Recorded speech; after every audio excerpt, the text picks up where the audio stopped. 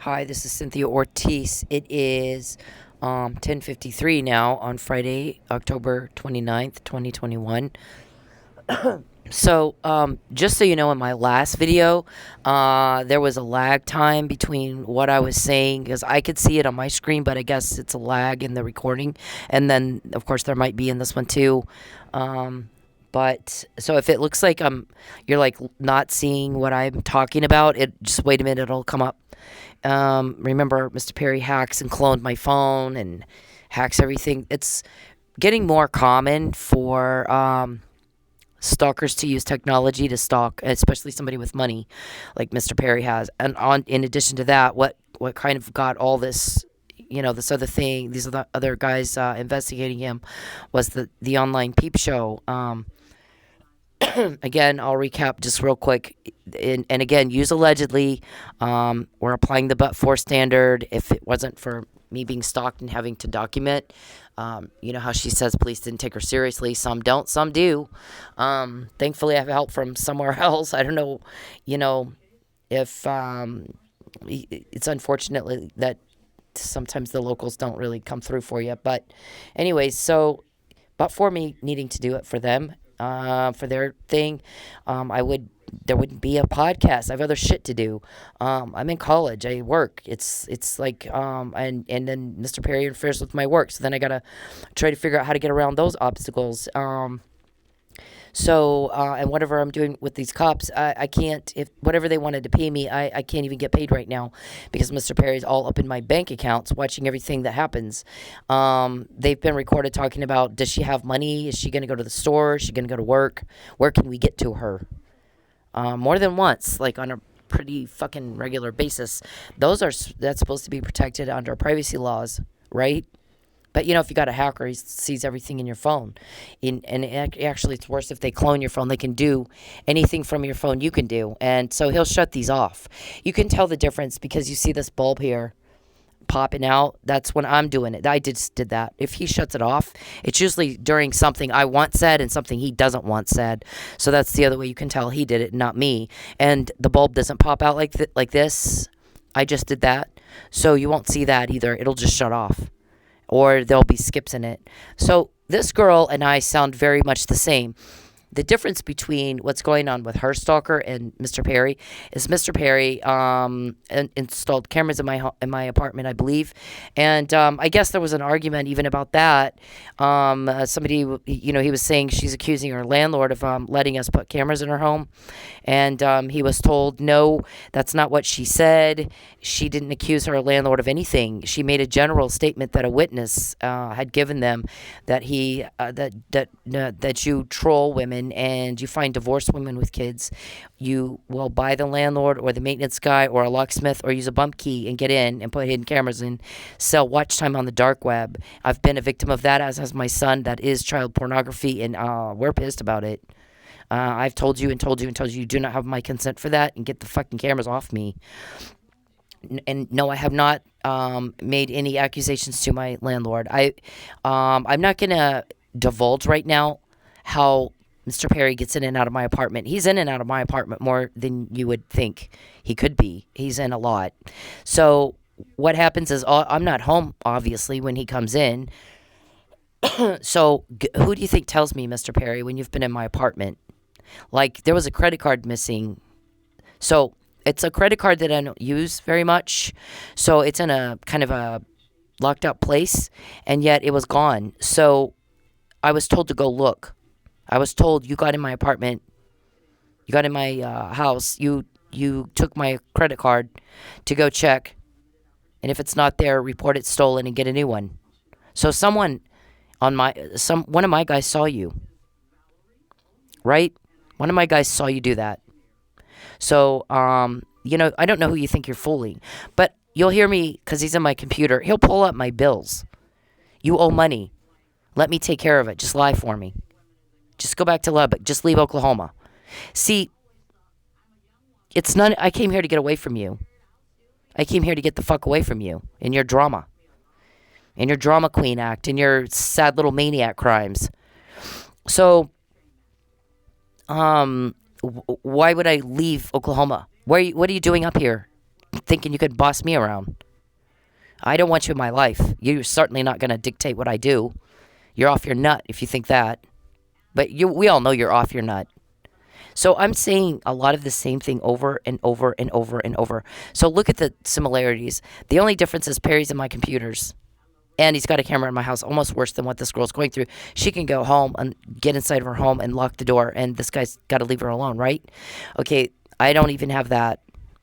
It makes you feel raped. I've got somebody watching me in the privacy of my house and watching me record these and decide what he thinks I should say and not, and shuts it off if it's something he doesn't like. Pulling up my bills, typing in my computer. He'll type right over my typing. Sometimes I've sent an email out not realizing that he actually made changes to the content. So like the first part of my email, I've typed what I'm saying, and I get to the bottom of it and hit send. And then, later I might go back and reread it, and the first part of it says nothing like what I wanted to say. Or it's got a word that doesn't make any sense. He'll type that word in. I mean, it's such an invasion of your privacy. For a man you don't like to watch you in the privacy of your home and even sell you to other men you don't know. And I used to go to work, and some guy would come into Lady Godiva's and tell me what I just did in the bathroom. And you're like, oh my God, the fuck? Like, you know how creepy that is? So, but you hear me yell and scream, shut up, shut up, shut up, right? I don't care what you think. I don't want to hear it. So listen to this poor girl, the same thing. She's doing pretty much the same thing. Leave me alone. Please leave me alone. Alone. That's okay. I don't care. Leave me alone. All you want. I don't want proof of this. Please leave me alone. Please leave me alone. Leave me alone. Please. Just talk. See? And Mr. Perry does the same thing. We just need to talk. We just need to talk. You need to tell the truth. Wow. Tell the truth. You mean you've got some kind of imaginary delusion in your head, and for you, it's real, for me, it's not, and you think I'm lying? That's what he acts like. Like, in his head, he's got a romance, and it's all in his head. It's not real to me at all. I've not been nice to him. I've kicked his ass off me. I mean, nobody's gotten the crime dug up and discovered like we have ever in his life. People in Lubbock let this go forever and didn't realize something's off with him. How could you not notice something's off with this weirdo? So here's this, it's the same scenario. It's just instead of Mr. Perry following me like this guy is, he just does it like not quite like that, because I don't know why, but he does it in my computer and in my phone. Starts typing, starts trying to talk to me, and I'm like pulling up my bills. I'll pay for everything. No, I didn't want you to pay for everything. I want you to get away from me. I want my money. I don't want your money. I want my money, and you're gone. I'll give you whatever you want. Nope. What I want is my money, my people back. You're gone. Mike Neely home. So you're not going to give me what I want. You're going to give me what you want. And these two are not the same. So when you hear her yelling and screaming, this is what I go through all day, except it's inside my home, in my computer or my phone. All fucking day long, all the time. And Mr. Perry does not have an alibi to prove he's not doing what I say he's doing with his time. There's no video, and he's going to have more than I'll just throw some schmuck up on the stand, because we all know everybody sees what he's doing to me. That's intimidating everybody. I don't want him to make me broke. I don't want him to make me lose my house. I don't want him to make me arrange a false arrest. So everybody just says what he tells them to. I mean, it's insane, but listen to this. Just talk to me for 2 minutes and I'll leave you alone. Oh, my God. It's too damn early for this shit.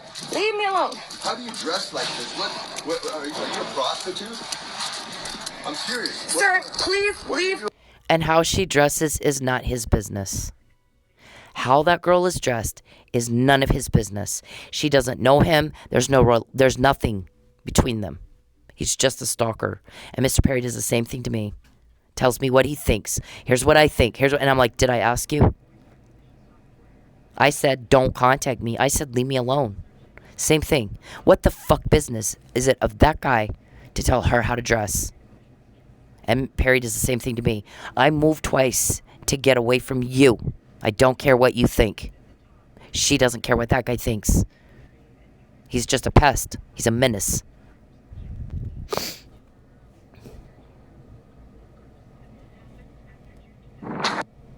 I mean, where is that? Now that just shut off. Hang on. What do you want? I don't want proof of this. Please leave me alone. Please leave me alone. Stepdad been raping you since Leave you were me 12 years alone. Please. Just talk to me for 2 minutes and I'll leave you alone. Oh my god. It's too damn early for this shit. Leave me alone. How do you dress like this? What are you a prostitute? I'm serious. Sir, please leave. See? This is what it's like to be stalked. And I have to go through that all day, every day, because it's in my house, in my computers. I'm trying to do something, and my computer gets all jammed up.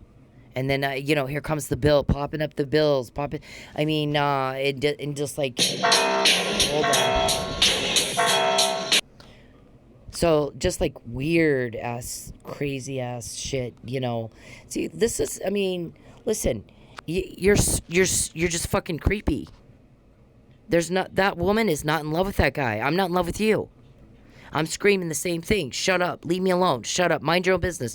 Who the fuck what difference is it to him how she dresses? They're not, go away. Nobody asked you if you like how I dress. Go the fuck away. This thing where, for a while, Mr. Perry was commenting on what I was cooking for dinner, and I'm like, oh my gosh, you act like you are invited to my house for dinner and you get to say what you think about what I'm cooking. Nobody invited you here. I didn't ask you to come here. I asked you to leave. I said, get out of my life. Get the hell out of my life. So you see how unnerving it is for a woman to have to deal with unwanted male attention and this constant, all day long, harassment. And they're talking and they're telling you, here's why are you dressed like that? Why this, what? And you're just like, I don't even want you here. I can't stand you. You're icking your slime all over me. Get the fuck away from me.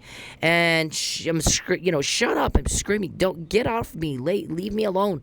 Same as her. It's just a different way of communicating. It's just as harassing. It's just as pestering. It's just as menacing. Thankfully, she can go to her house and shut the door and he's gone. But I have to deal with it in my own home. It's bad. It's that bad. And, I want to go to work or do something and maybe forget about it for a little while. And my guys are calling me. You can't go to work tonight. He's going to try to kill you. They want to do this medical scenario where they got a guy that pretends he's sick. You help. Then they're going to tell you you have to have a shot because he's got some disease. You need the shot so you don't get it too. And I heard on the recording the hitman said, what do I do if she doesn't take the shot? And Perry and Robertson were like, you make sure she takes the shot. You tell her she'll die if she doesn't. And then we're just going to say it was an unfortunate allergic reaction. That way we kill her and it won't be linked to us. Guess what? That one. And then not long ago, it was raining. The reason I got new tires is because I had a nail in one. So you guys wanted to run me off the road that night. Thankfully, I was able to just get new tires, but I didn't. My guys have to call me and tell me don't go to work. He's gonna run you off the road. This is just ridiculous. And this poor girl. That's how I feel about Mr. Perry. It's not. Nobody's in. I'm not in love with him. She's not in love with that guy. Nobody's asking him what he thinks. I don't ask Perry what he thinks, and yet they just never shut up and just got to tell you what they think and just what. And you're just like, oh my gosh, this is it makes you want to go crazy.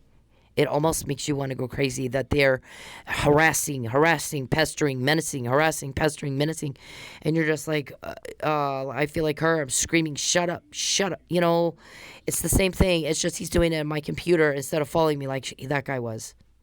And it's a crime, Mr. Perry. It's a felony in Oklahoma. When you're crossing state lines, it's federal. So now we think we heard you moved here.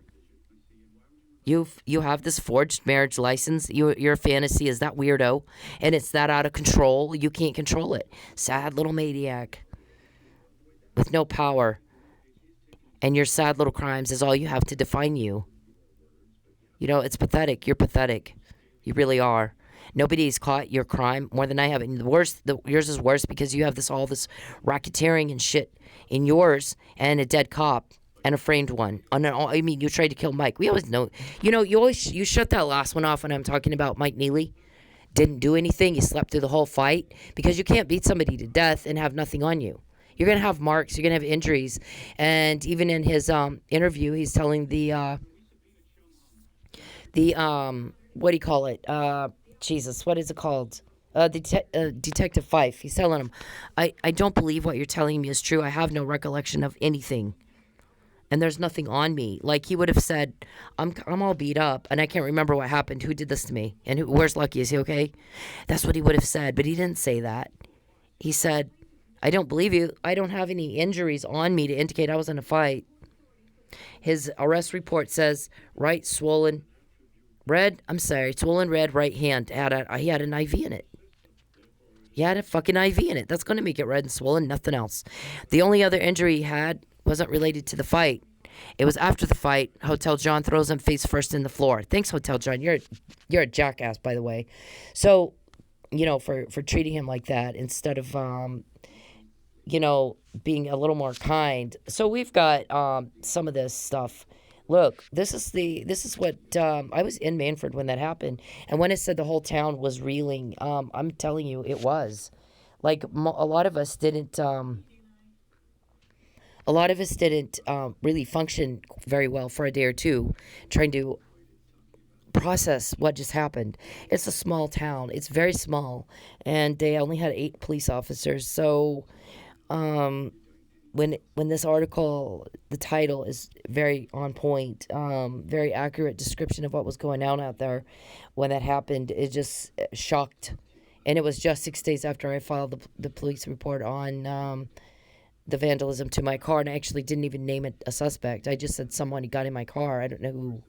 And we looked in the trunk. This full of powder.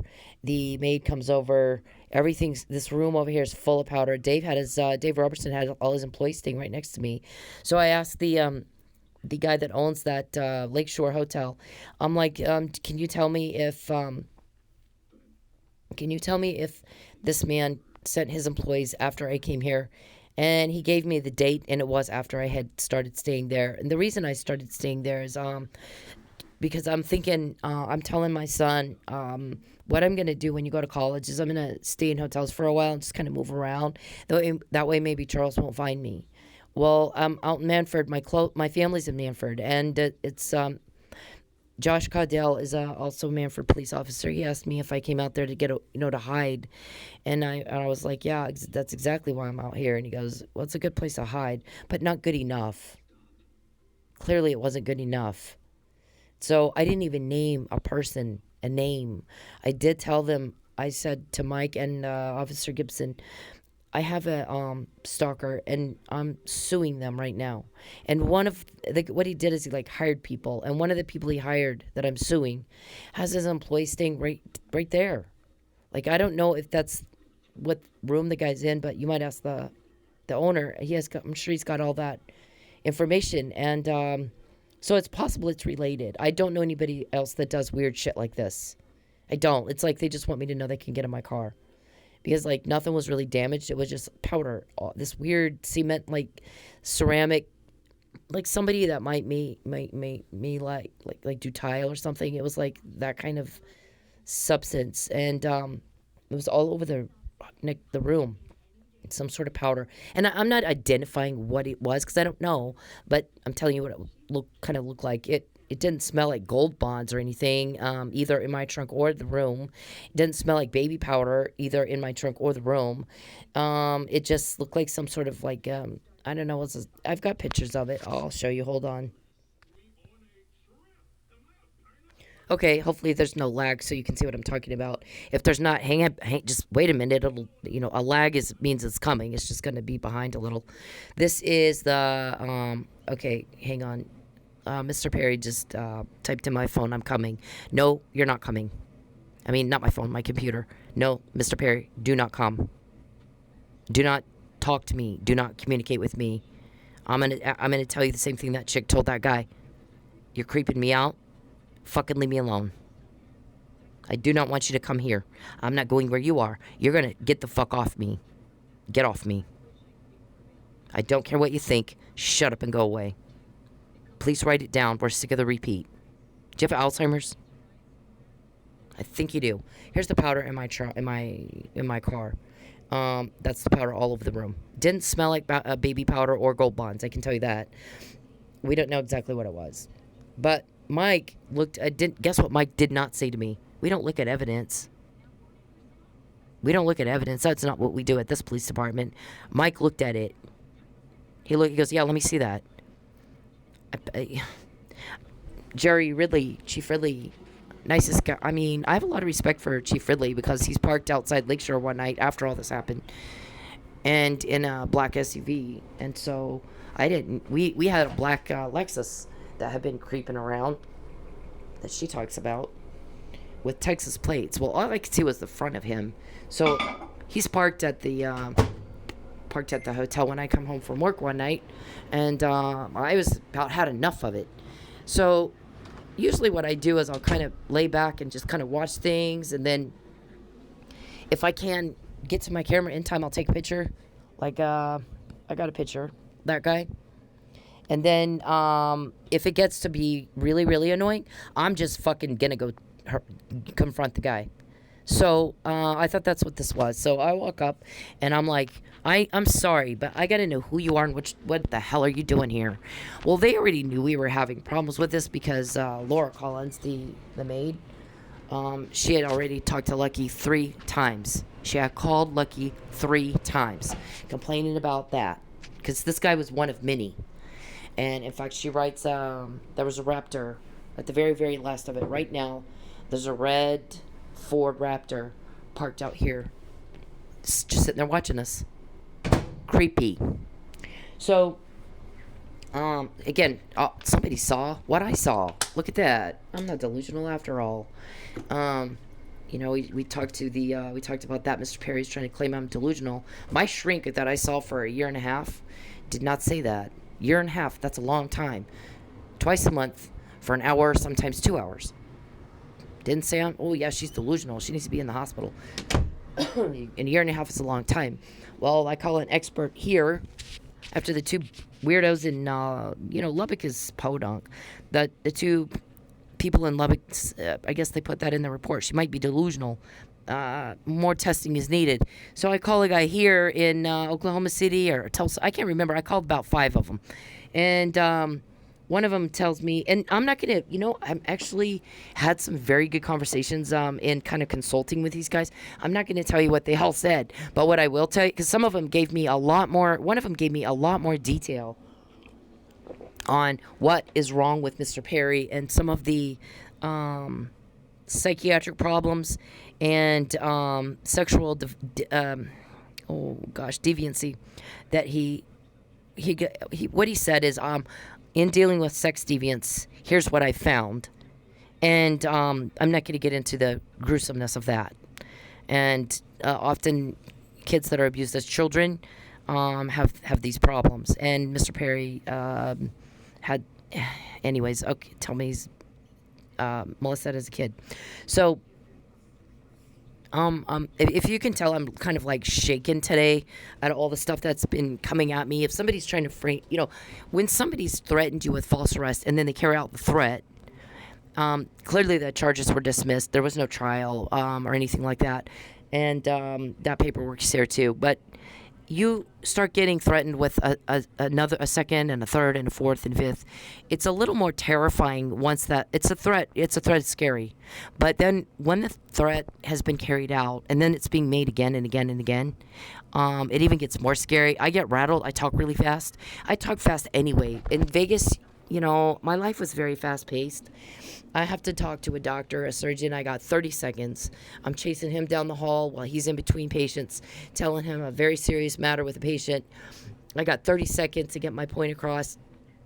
He's going to give me an answer in 30 seconds. Like I've said, I've got to understand it. So I've learned to talk fast for that reason. I don't have a choice. Same thing when you're dealing with elected officials. I called you, I got 1 minute. I called you, I got 1 minute. You got to talk fast. And so I've kind of had that habit of talking fast anyway. But I think that when I'm upset or pissed off, sometimes I'm not scared. Sometimes I'm not upset. I'm just pissed.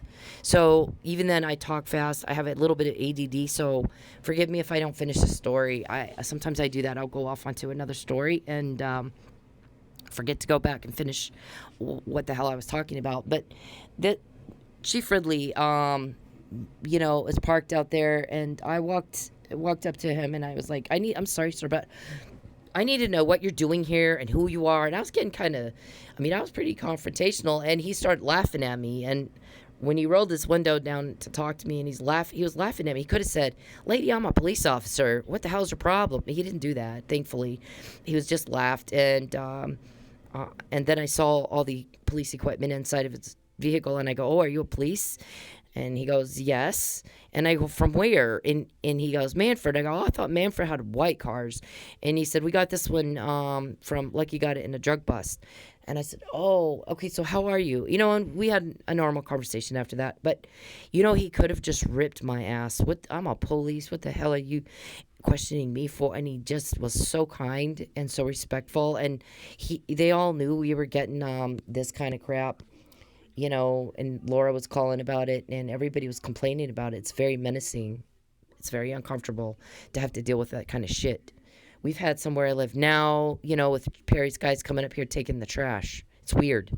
Everybody's like, "Why the fuck are they taking the trash?" I'm just like, I just roll my eyes and go, I'm out of words to try to explain what they do, the weird shit they do. So, anyways, I gave, when he was there, I had this picture. Officer Gibson took those pictures too, but I had these that I had just shown Officer Neely. I hadn't really remember. It was only 6 days. I hadn't had a chance to print them up, and I told him I would. I was like, I'll put these on a PDF and take it to the printer and have it printed up and then bring it by. And he was like, "Okay, well, then they this whole murder thing happened, so I didn't get to." And then the whole town was reeling. We were all upset. There was a lot of immediate questions as to what Charles and Dave had to do with it immediately. It's not like nobody thought of that. It was one of the first thoughts everybody thought of. What'd they do to him? What the hell? I mean, what happened here? So, what did Charles do to him? What did Dave do to him? We have reason. I'm not going to get into all what we have, but we have reason to believe that Charles and Dave did that, and Josh knew about it but didn't tell anybody. He didn't warn them beforehand, and he should have. And that Mr. Powell didn't know till after. But then after he knew, you become an accessor after the fact if you help cover it up, right? So we have reason to believe he's the only one that really didn't know before. But then once he knew after, and he's trying to cover it up, you got an accessory after the fact problem. So, and especially with the trial being, if they didn't do this, what would they care if I testify? They're going around telling everybody she's a crazy lady. Why not let me testify for Mike and show that I'm a crazy lady and I'm benign? Wouldn't I be benign? What difference would it make to you if you didn't do it? The only reason you didn't want me to testify is because you did do it. You just didn't. You wanted to conceal a material fact, which is your habit. We all know that's just kind of what you do. Otherwise, I'd be in court to show stuff like this. So, you implicate yourself in stuff when you try to influence somebody's testimony by threats or coercion. Threats and bribes. That's your thing. You try to talk to me in my computer. Go through your counsel. Go through your lawyer. You're not supposed to talk to me directly. You've been told to leave me alone, same as that guy. You think you're any better than that guy? You're not better than that guy. You're worse. Because that guy at least has a decency to stalk her outside her home. You're in my house. You invade my privacy. You do it in the worst way. Sad little maniac with nothing but their sad little crimes to define them. Wow, it doesn't get any better describing you than that. Without your crime, what do you have? You're nothing, right? Without your crime, you're just nothing, right? So when I get this and Chief Ridley's out there, and I'm like, "I'm glad you're here. I have papers for you. I was just getting ready to bring them by, but since you're here," he's like, "Sure." Notice the difference, TPD. He didn't say, "We don't take your evidence at this police department." Boy, howdy, I've never been so mad in my life. It was an accident report. And I'm like, and it was a hit and run. The guy hit my car and left. And I was inside of a business. And it was a business that I was at regularly. Like a stalker would know that I went to this business and when I was going to be there or not be there. And hits me in the parking lot, takes off. So I filed the police report with Tulsa Police. And kind of put in there, I have reason to believe it may be related to stalking. It may not, but it might. That's you're cops. You figure it out. You're like the first 48 top, one of the top close rates in the country. I'm surely you got this. Well, the response I got was, we don't take that. We don't take evidence here. And I'm like, what? We don't take evidence here. And I go, wow, okay, well, my attorney told me to give this to you. And she was like, tell your attorney we don't take evidence here. And I shoved it back under the glass and I go, today it is. And I turned around and walked off. Boy, howdy, I was pissed. I came from police. I came from police. You don't tell me that. You better fucking, wow. Wow. I mean, everybody knows. You better know your shit if you're going to talk to me. Know your shit. Right? Everybody knows that. She didn't get the memo. And you don't tell people we don't take your evidence. You don't do that. That's not how you get investigations. That's how you look stupid. So, anyways, what we heard was, I mean, I appreciate the guys in Manfred like crazy, and we got their back. We got their back like a motherfucker. So also the other thing is, with my cousin. Listen, I'm dancing with the devil to catch a really, really, really bad guy. What do you want me to say? Gosh darn, go turn blue, okay? I'm not going to talk like that. I'm not going to talk like that. I'm going to talk like I talk because the people I'm dealing with are very, very bad people. They're not going to respond very well to, gosh darn, gosh darn, go turn blue, okay? Go. You should be nice now. Go back to your church. They don't give a shit. They don't give a shit. I know that Mr. Perry likes to make a big deal. Oh, she's vulgar. Mr. Perry's a drama queen. Mr. Perry wants to find anything and everything to deflect from his crime. From his crime. He's pathetic. That's kind of what pathetic guys do. Drama queen. Always it's poor Charles. Charles, you know what? It's always poor little baby Charles. It makes me want to vomit. It really does. You know what? I'm going to just tell you right now, Fabian, in the Fabian puzzle, Mr. Perry, he won, by the way. You lose, he wins. So, these were texts that I sent to Fabian about my conversation with Dave Robertson on the night Dave Robertson first came in. Look at the dates on those. In this situation, dates are very, very significant. October 12th, 2015. On the 29th of this same month. So, exactly 6 years ago today, I sent the McNamara email to my ex-husband. See? Look at that date. October 29th, 2015. And you've been recorded, Mr. Perry, every day since. Keep getting caught. Want to know who told. I want to know why the wind is blowing so hard. It's blowing all my clothes off and all the buildings are falling down. But I'm not going to admit there's a hurricane. You look that ridiculous. So I get this in jail. What are the chances of me getting his name on it, intersecting with the word hope? Not somebody else's, his. At that moment, not some other random moment. And those words arranged just like that. And you're the me, the butt-in. Just like that guy was, telling her how she should dress. Nobody asked you. Wow, nobody asked you. Why are you talking to me? Why do you act like you think I give a shit what you think? Nobody asked you. You're the same as that guy. You're worse. That guy didn't, so as far as we know, didn't hack her. He's not watching her in the privacy of her home, where you have the legal right to privacy, the reasonable expectation of privacy. My blinds are not open. So you got a camera in my home, right? I haven't accused my landlord of shit. I know you come and go from my apartment because you have police that tell me that. Go check. He took your credit card. You act like you don't know about it. I want to know what that credit card is. You know exactly what that credit card is. Because you took it. My guys tell me have it canceled and get a new one. He took it. Go look. He was just at your apartment. So, they know when you come and go from my apartment. What do you think they're going to do with that? I don't know. You think they're working this hard just to let you off? Let you go? Give you a pass? Nope. So, this puzzle right here, Mr. Perry, don't contact me. Mr. Perry, don't contact me. Get the fuck out of my computer. Get your cameras off me. This puzzle, this is what I said to them. I like Fabian. I don't like Charles. Charles is a butt-in. They know words. They understand grown-up words, Mr. Perry. Look what I got back from them. Boo is a private joke between me and one of these cop guys that I've known forever. Long before I met you. He's really good at his job, Tulsa Police. Really good at it. So, he got that to me in jail. I'd say he's pretty fucking good at his job. And, I mean, there's probably a bunch of these books. And, anyways, how did I end up with this puzzle right at that moment? Not some random time, right then. Guess what he's doing?